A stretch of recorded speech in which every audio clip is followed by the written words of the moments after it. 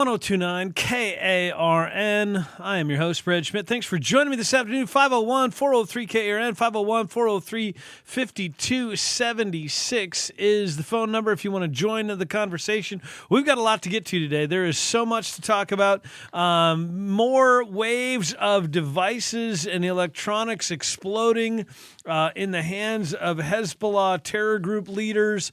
Not just pagers, but now solar panels and other communications device, radio devices, and on the list goes. So, of course, we're definitely going to have to get into that.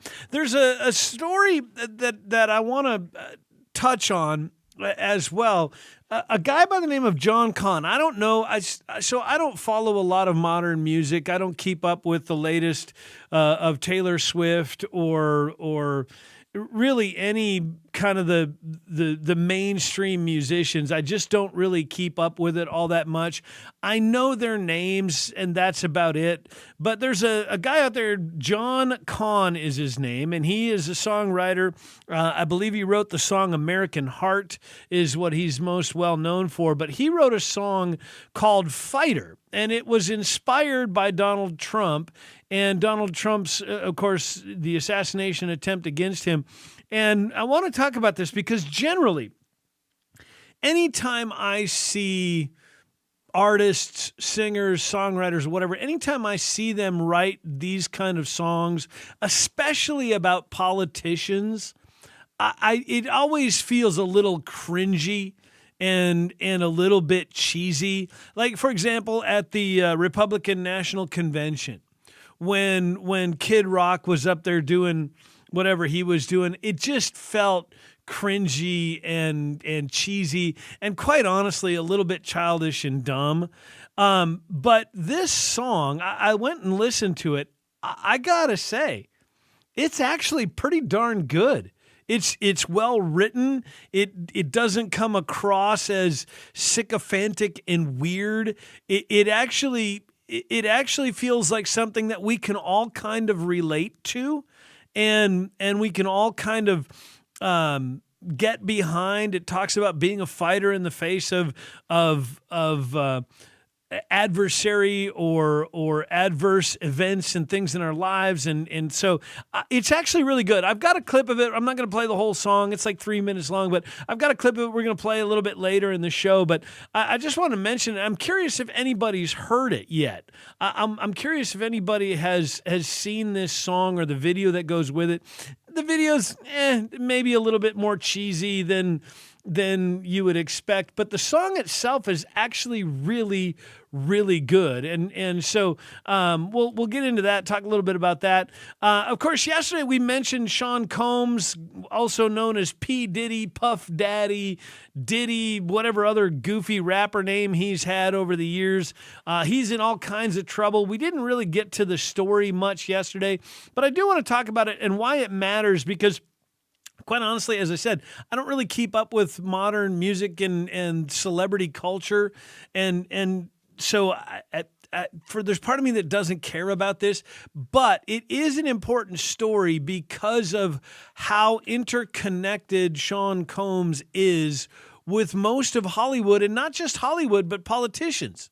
I've seen people posting on Twitter, pictures of Sean Combs hanging out with Trump, and therefore that means Donald Trump is a pedophile and a rapist and all of these other horrible things. But then they ignore the fact that Sean Combs has also been photographed with Barack Obama, with Oprah Winfrey, with basically every celebrity and big-name politician of the last 30 or 40 years. Sean Combs has been around for a very long time.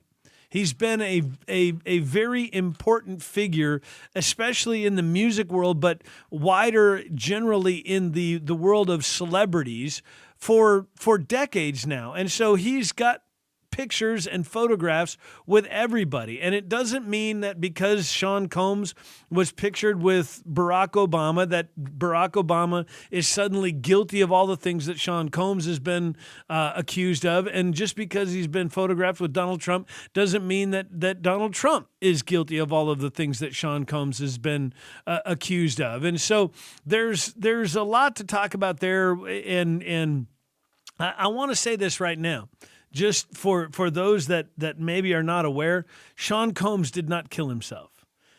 P. Diddy did not kill himself, because as someone who is as connected as Sean Combs is, and someone who has the tentacles into the world of celebrities like Sean Combs has, there are going to be people that are going to be revealed that were connected with him, that were engaged in some of the stuff that he was engaged in. And I'm guessing some of those people may be fairly powerful people that don't want this information coming out. So we'll talk a little bit about that. The other question is, do we suddenly trust the FBI, right? Do we suddenly trust the FBI on this? So we've talked at great length on this show about how the FBI has become so untrustworthy.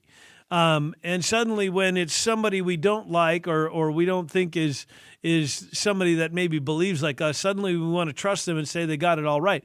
I don't know that we know that. However, I will say this, as hard as I have been on the FBI, as much as I have beat up the FBI for their failings and shortcomings over the years, one of the things they do have a pretty decent record on is fighting human trafficking.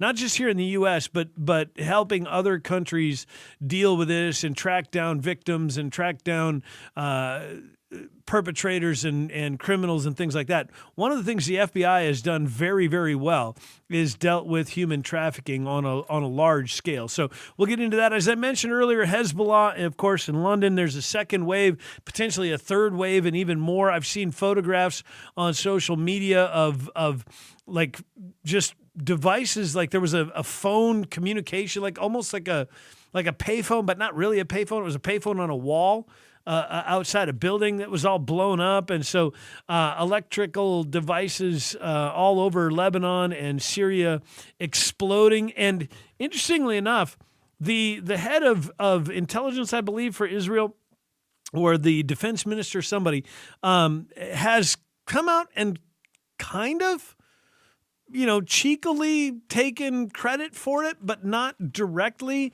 They stopped short of officially claiming responsibility for the attacks, but they kind of hinted that, yeah, maybe the Mossad was the ones behind this. So we'll talk about that. Do you believe the Mossad actually did this? Or here's the other real possibility. Are they simply clever enough to take credit for it? Even if it wasn't them, maybe it was Russia, maybe it was the American CIA, maybe it was the British MI6, maybe it was some combination of all of those, and they didn't have anything to do with it, but they knew, hey, this is our opportunity to look like we are more capable and got, longer tentacles and greater connection and ability to inflict damage and destruction than we really do. This is our opportunity to say, yeah, that was kind of us, without actually saying that was us, right? They get a kind of claim responsibility, but they didn't really claim responsibility. So we'll talk a little bit about that as well. A new poll, you just heard Kamala Harris on the news talking about it. A new poll saying 54% of people support mass deportation. Well, I'm one of the 54%, but there's got to be some caveats. And what we need to understand, because the left will try to spin this. They will try to twist it and make it look like you're a xenophobe and a hate monger and all that kind of stuff if you do support mass deportation. I do support mass deportation, but I do not support blanket deportation.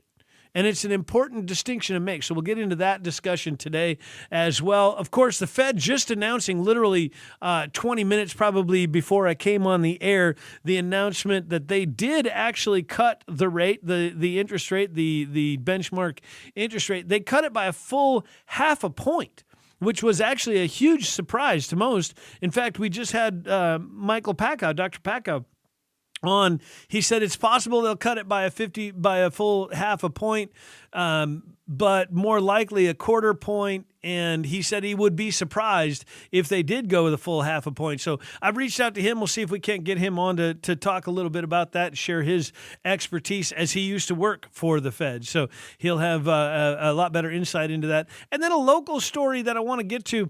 The Port of Little Rock is set to see an expansion. This was reported by our news partners over at KARK. And this is an interesting one for me because even living here now 2.5 years, actually almost 3 years now, I always forget that we have this port. And it's a fairly significant and a fairly busy one.